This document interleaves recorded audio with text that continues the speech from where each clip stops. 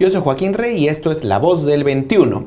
La semana pasada se ha presentado un proyecto por el Ejecutivo ante el Congreso de la República para exigir que las farmacias, en todos los casos, tengan en su stock y ofrezcan medicamentos genéricos. Además, la semana pasada el presidente Vizcarra dijo también que no es posible que en Perú se pague por los medicamentos, incluso más, dijo el presidente, que en Europa y en Estados Unidos. Para hablar de los retos, las problemáticas del sector farmacéutico, hemos invitado esta tarde al señor Carlos Lee, el expresidente ejecutivo de ALAFAL, que es la Asociación de Laboratorios Farmacéuticos de Latinoamérica. Señor Lee, buenas tardes. Buenas, ¿qué tal, señor Rey? ¿Cómo está? Muchas gracias por estar con nosotros. Primero quisiera empezar preguntándole si es que un proyecto de esta naturaleza es necesario. Es decir, a la fecha, ¿hay farmacias que no tengan genéricos en su stock? No, yo dudo que haya una farmacia que no tenga medicamentos genéricos, porque los genéricos existen hace mucho tiempo y además ocupan, si no me equivoco, entre un 19 y un 20 y tantos % del mercado farmacéutico privado, lo que significa que 2.000 y pico de millones, un 19% por lo menos ya son genéricos que están a nivel de las farmacias. Correcto. Estamos hablando de valor, no de cantidad. No de unidades. Claro. Ahora, el valor del genérico, como el precio es bajo, aumenta la cantidad de unidades, ¿no? Entonces, si vamos a comparar el mercado privado de genérico con el mercado hospitalario de genérico, el mercado hospitalario es muchísimo más alto en unidades. Correcto. Pero es más bajo en valores. Ajá. Y la demanda de genéricos proviene, supongo, más del sector público, que es un gran comprador, que del sector privado, ¿o no es así? Sí. El problema en realidad, la pregunta de si es necesario que tengamos este proyecto de ley o si es necesario que tengamos los proyectos de ley que existen en el Congreso en este momento, que de la Comisión de Salud son como 6 o 7 y del consumidor hay uno o otro por salir, yo diría que no es tan necesario. ¿Por qué? Porque la industria tiene una ley que todavía se está terminando de regular. Entonces, algunas deficiencias que se encuentran y tratan de subsanarlas es porque la ley que se dio en el año 2009, si mal no recuerdo, todavía no ha terminado de ser reglamentada en su totalidad. ¿Qué ley es esta? La ley 29459, que es la actual ley del medicamento, que está vigente, pero ya tiene 10 años. Entonces, esta ley lo que necesita es un poquito de actualización, y entonces esa es la razón por la cual salen estos proyectos de ley. A diferencia del proyecto de ley del presidente, porque el presidente creo que ha hecho bien en mencionar por ley que los medicamentos forman parte importante del cuidado de la salud. Un tema de salud pública. Un tema de salud pública, así es. O sea, le está dando mucho más importancia.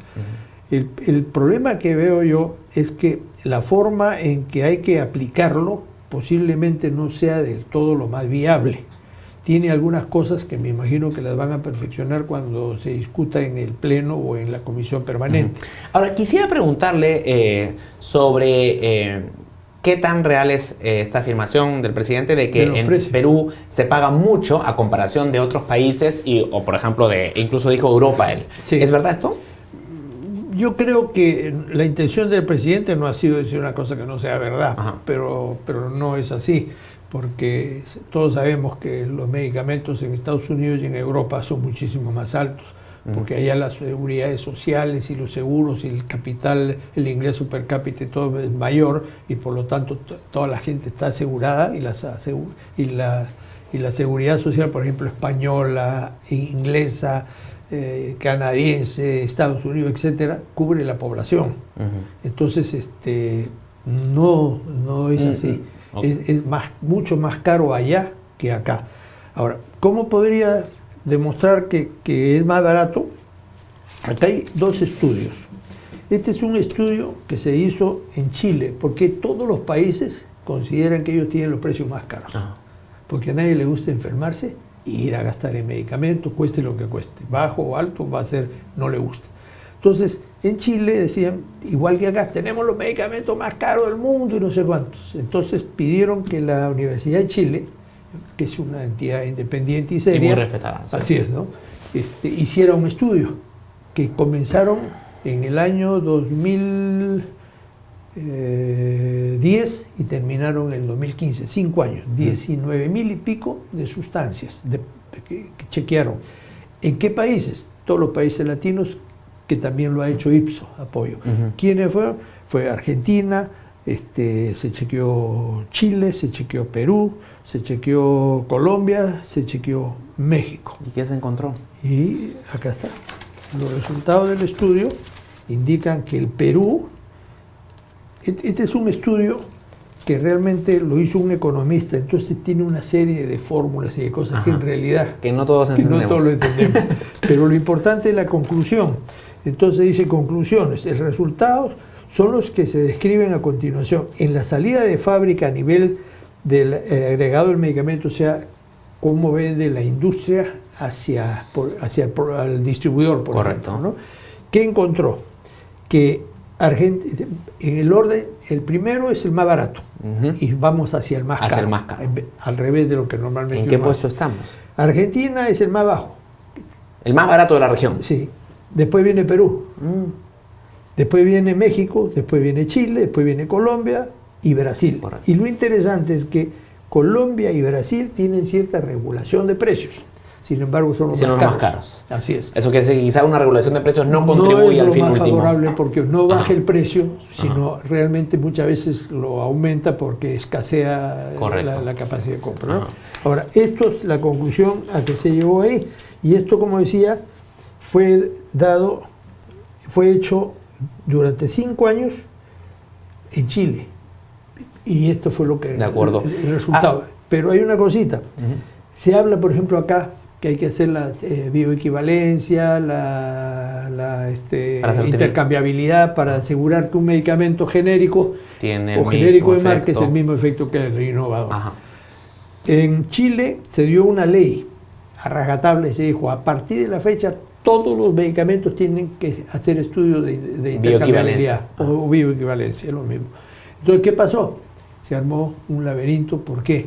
Porque nadie puede hacer pues 13.000 pruebas en un país que no está preparado como el nuestro, como no estaba Chile. Entonces se armó un laberinto en el aspecto de los medicamentos. Tan es así que se suspendió y recién en el año 2014 se vuelve a dar una ley que ya otorga el tiempo de adecuación necesario. Eso hace que se genere, en este caso, no un gran aumento, porque estamos hablando de un periodo corto, pero sí, por el efecto de los estudios, hay un incremento de los precios. Y esa es la razón por la cual dice que varía un poquito el asunto de algunos en Chile. Ahora bien, en uno de los proyectos que usted ha mencionado, el que está en la Comisión de Defensa del Consumidor, pretende sancionar a boticas que inducen la compra de un medicamento de marca de alguna manera, porque te dicen que no es el genérico, porque te ofrecen primero el de marca, digamos, ¿no? ¿Esta práctica existe en Perú? Bueno, es lo que pasa todos los días. Y ese es uno de los problemas que tenemos. Acá, en general, en realidad tenemos dos problemas fundamentales, aparte de otras cosas, que son los que están ocasionando todo este problema de desabastecimiento y de precios. Y es que si... Discúlpame que me desconectó el teléfono. Estábamos hablando de... estamos hablando de que en el Perú sí hay un problema de que las farmacias ofrecen prioritariamente los genéricos. ¿Por qué? Los de marca. Porque la farmacia, primero hay una concentración de poder, de dominio. Porque hay monopolio. Oligopolio. Oligopolio, porque hay otros distribuidores, ¿no? Sí. Pero tienen una capacidad de compra y de participación en el mercado que prácticamente tienen 80% aproximadamente del mercado. Y el resto son más o menos 2.000 y unas tantas más farmacias que pertenecen a las boticas que pertenecen a la cadena. Y hay 8.000 aproximadamente farmacias pequeñas, independientes, estamos hablando a nivel nacional. Las boticas que son los dueños de los químicos farmacéuticos. La diferencia entre botica y farmacia, hay veces uno confunde, porque y yo estoy acostumbrado a decir farmacias en general, pero ¿qué pasa? Que botica es la que uno puede poner y y me puedo equivocar en el asunto de dónde lo pongo, pero la botica es el dueño un químico farmacéutico y la farmacia puede ser del sector privado, no necesita ser químico, contratas un químico que trabaje ahí, ¿no? Entonces esa es la diferencia, pero en realidad todos son boticas o farmacias porque hacen lo mismo, ¿no? La diferencia está en la capacidad económica que cada sector tiene. Por ejemplo, de las 8.000, creo que 1.000 de esas hacen el 40% de la venta de esas 8.000. Porque son, y me imagino que son las de cadena. No, o sea, hay 8.000 a nivel nacional. Sí. Pero de esas 8.000, de toda la venta que hacen esas 8.000 que le llaman la horizontalidad, el 1.000 solamente hacen el 40% de la venta. Quiere decir que 7.000 hacen el 60%. ¿Por qué? Porque hay algunos grupos, se agrupan las farmacias para poder obtener mejores precios y entonces pueden competir con mejores precios contra el resto que no se agrupa. Y esa es la razón por la cual tenemos posiblemente esa diferenciación. ¿No? Ahora, pero entonces, ¿cree usted que sancionar a una botica que induzca la compra de un medicamento de marca es una medida adecuada? ¿Es algo que debe hacer? No, yo creo que ese es uno de los problemas que hay. ¿Por qué? Porque eso quiere decir que no se respeta la prescripción del médico. Si uno acude donde el médico, es porque el médico conoce y va a saber que si yo soy su paciente regular, me conoce muy bien. Y si no, conoce la enfermedad que yo tengo. Entonces, el único que puede realmente con realidad de la enfermedad que me ha diagnosticado, poderme prescribir un medicamento que él ha usado y que considera que de acuerdo a mis características y de la enfermedad me va a hacer bien. Si yo llego a la farmacia con esa prescripción y me la cambian, estoy perdiendo para qué fui al médico. Mejor me voy directo a la farmacia. Pero entonces lo que está diciendo usted es que un genérico nunca va a ser totalmente igual que un medicamento de marca, porque si es igual no habría problema, ¿no? Si el efecto terapéutico de tratamiento es el mismo, ¿por qué sería un problema? No, porque en realidad un medicamento genérico o un medicamento de marca bien fabricado, como se supongo que se hace de acuerdo a los estándares internacionales, y además que el genérico copia los protocolos de fabricación y los sistemas del producto innovador. O sea, se supone que es igual, ¿no? Porque además hay la bioequivalencia que garantiza que son equivalentes. En el Perú no se ha hecho, pero si nosotros podemos dejar un poquito la bioequivalencia entonces, ¿qué pasa? Que cuando las compañías sacan un genérico que está hecho de acuerdo a las características del original, con materias primas, donde compramos casi todas con las compañías internacionales y locales, y todo, compramos en el mercado las materias primas. Ahora, se supone y se dice que hay materias primas. Vamos a suponer que yo tengo una materia prima, pero una materia prima que acabo de fabricar y que vence dentro de 8 años. Pero de repente se me quedó un saldo y se va corriendo la fecha de expiración y me quedan 3 años nada más. Entonces esa materia prima yo la puedo vender más barata.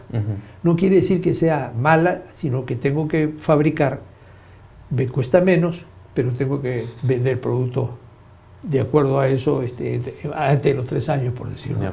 Pero el producto también tiene una fecha de expiración que garantiza la eficacia del producto en ese sentido. Pero el problema está en que para que uno pueda afirmar y decir, este genérico es igual a este innovador, yo tendría que hacer estudios, ahora sí podemos hablar de bioequivalencia o intercambiabilidad, porque ahora se mencionan mucho esos términos, pero la mayoría de la gente no sabe exactamente qué es. ¿Podría definir exactamente qué es bioequivalencia? Una bioequivalencia o un estudio de intercambiabilidad es agarrar un producto genérico que yo voy a lanzar al mercado y hacer estudios de acuerdo a la droga o a la molécula que estoy utilizando. Pueden ser estudios de bioequivalencia, estudios clínicos, que sería en personas. Puedo hacerlo de acuerdo a lo que la Organización Mundial de la Salud recomienda. También se pueden hacer estudios observacionales, que son más baratos y más rápidos. Y también se pueden hacer estudios in vitro, quiere decir en laboratorio. Los 3 tipos de estudios son válidos, cada uno dependiendo la sustancia. Entonces se dice que hay materias primas o la materia prima, la sustancia activa, hay algunas que son de alto riesgo terapéutico. ¿Qué significa? Que tienen un nivel de toxicidad que hay que analizarlo bien, y entonces eso sí, o es una droga nueva que no conocemos mucho, esa sí amerita que se tengan que hacer estudios clínicos, los cuales son muy caros, ¿no? Entonces, el que quiere un genérico de ese tipo va a tener que invertir mucho dinero en el estudio. Luego tenemos materias primas o productos que obedecen a un riesgo terapéutico medio. Esos, por ejemplo, no necesitan solamente estudios in vitro, de observacionales, de menor costo y más rápidos. Y luego las que son de muy bajo riesgo terapéutico, que son los medicamentos que no requieren prescripción y que son los over the counter que se venden a nivel de todo el país. En la Comisión de Salud también, uno de los proyectos de los varios que usted ha mencionado, también propone que se obligue a las farmacias o boticas a destinar hasta el 30% de sus ventas para la compra de stocks de medicamentos genéricos. ¿Es este un requerimiento razonable? Yo considero que tal vez no sea necesario. ¿Por qué? Porque obligar a un 30% a las farmacias que ya actualmente están comprando genéricos y que cada farmacia tiene su público y sabe qué tipo de genérico es el que se mueve, si yo lo voy a hacer que dispongan los genéricos de una lista que no necesariamente es la misma, entonces sí le causaría problemas, porque ellos van a tener que mantener los genéricos que no están en la lista que le compran, más los de la lista. Entonces esto va a distraer mayor capital. Probablemente esta lista no se ajusta a la demanda que enfrentan las boticas. Dependiendo cómo lo van a reglamentar. Por eso que es muy importante la reglamentación que sea adecuada para evitar justamente estos problemas. Y finalmente eso redundaría en mayores costos para las farmacias, que se traducirían en precios más elevados probablemente. Ahora, si comparamos esos son proyectos que están en el Congreso, ¿correcto? Tanto en la Comisión de Salud como en la de Protección al Consumidor. Si lo analizamos con el proyecto de ley que ha sacado el Ejecutivo, pensemos que la obligatoriedad es adquirir medicamentos y también biotecnológicos. O sea, ¿qué es un biotecnológico? Es un genérico de un biológico que ya perdió la patente, ¿correcto? Pero son caros. ¿Esos son los llamados genéricos de marca? No, hay tres clasificaciones en realidad. Uno es el innovador, que está protegido por patente. Así es. Otro es el genérico, que decimos de marca. ¿Por qué? Porque esto proviene, si yo tengo un producto innovador, tengo una marca para distinguirlo, protegido por patente durante 20 años. Así es. Terminan los 20 años y la patente ya no es válida. No es válida, pero yo continúo vendiéndolo con la misma marca. Entonces, ¿en qué se ha convertido? En un genérico de marca. Pero baja el precio ahí. No necesariamente. Lo que hace que baje el precio es que aparecen otras compañías que copian la tecnología que ya está de libre disponibilidad. Ese es el genérico. Ese es el genérico, pero que le pongo un nombre de fantasía. ¿Por qué? Porque la forma en que yo voy a comercializar mi medicamento, yo tengo que seguirle la trazabilidad al medicamento, porque la ley me obliga. Entonces, si yo no tengo cómo identificar la prescripción que se hizo para hacer el seguimiento, para ver si el producto es eficiente, efectivo y bien tolerado, no lo puedo seguir porque se la cambian en la farmacia. Entonces ya no sé con qué producto se está tratando. Si le va mal en el tratamiento, no es responsabilidad ni del médico ni de la empresa, porque ya cambió el medicamento, ¿no? Esa es una de las razones. La otra de las razones es que si la farmacia ahora va a comprar los biotecnológicos, primeramente, los biotecnológicos son medicamentos genéricos de biológicos, pero ¿para qué terapia? Para cáncer, para SIDA, para una serie de enfermedades de esa naturaleza, y la demanda de esos medicamentos no se abastece en las farmacias privadas, sino en las farmacias de los hospitales y de las clínicas, porque son para tratamientos oncológicos, son retrovirales, una serie de cosas. Entonces, ¿no es necesario obligar a las farmacias privadas que tengan ese stock? No stock? deberían, porque eso va a generar una carga económica, un sobrecosto muy grande, porque además requieren áreas de almacenamiento con temperatura y humedad muy específica, cosa que no requieren lo de síntesis química, sino una forma más leve. O sea, un exceso de regulación en ese sentido, usted argumenta que podría aumentar los costos para la industria. Podría aumentar los costos para esa farmacia, y la farmacia de alguna forma lo va a sacar, exactamente. ¿Por qué? Porque los precios no los pone el laboratorio. Hace muchos años que los precios los fijan las boticas y las farmacias. En este caso, las cadenas o los independientes, ¿no? Claro. Pero todo lo que me genere a mí como farmacéutico o como hombre de una farmacia que estoy haciendo negocio, un sobrecosto, por algún lado lo tengo que sacar. Claro. ¿No? Entonces, al final, el efecto final sería contrario al que se... Así es, si es que no se regula bien, podría ser contrario al que se persigue. Digamos, acá el diablo está en el detalle. Habrá que ver cuando se reglamente, digamos, así ¿no? Es.